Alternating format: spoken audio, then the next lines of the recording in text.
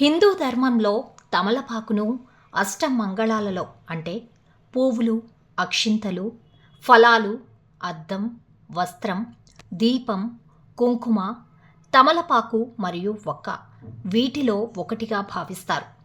కలశ పూజలో మరియు సంప్రోక్షణలు చేసేటప్పుడు తమలపాకుని వాడతారు. పూజలలో, నోములలో, వ్రతాలలో తమలపాకు మొట్టమొదట ఉండవలసిన వస్తువు. పసుపు గణపతి, గౌరీదేవిని తమలపాకుపైనే అధిష్ఠింపజేస్తాం. భారతదేశంలో తాంబూల సేవనం చాలా ప్రాచీనమైన అలవాటు.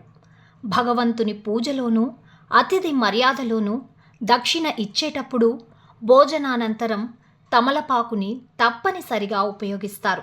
దంపతులు తాంబూల సేవనం చేయడం వల్ల వారి అనురాగం రెట్టింపు అవుతుందని పెద్దలు చెబుతారు. క్షీరసాగర మథనంలో వెలువడిన అనేక అపురూపమైన వస్తువులలో తమలపాకు ఒకటని స్కాంద పురాణంలో చెప్పబడింది. శివపార్వతులే స్వయంగా తమలపాకు చెట్లను హిమాలయాలలో నాటారని జానపద కథలు చెబుతాయి. తమలపాకు యొక్క మొదటి భాగంలో కీర్తి, చివరి భాగంలో ఆయువు, మధ్య భాగంలో లక్ష్మీదేవి నిలిచి ఉంటారని పెద్దలు చెబుతారు. ఇక తమలపాకులోని ఏ భాగాలలో ఏ దేవతలు ఉంటారో తెలుసుకుందాం. తమలపాకు పై భాగంలో ఇంద్రుడు, శుక్రుడు ఉంటారు. సరస్వతీదేవి మధ్య భాగంలో ఉంటుంది. ఇక తమలపాకు చివరలో మహాలక్ష్మీదేవి ఉంటుంది.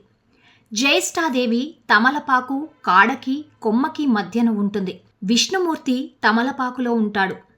శివుడు, కామదేవుడు తమలపాకు పై భాగంలో ఉంటారు. తమలపాకులోని ఎడం వైపున పార్వతీదేవి, మాంగళ్యదేవి ఉంటారు. ఇక తమలపాకు కుడి భాగంలో భూమాత ఉంటుంది. సుబ్రహ్మణ్య స్వామి తమలపాకు అంతటా వ్యాపించి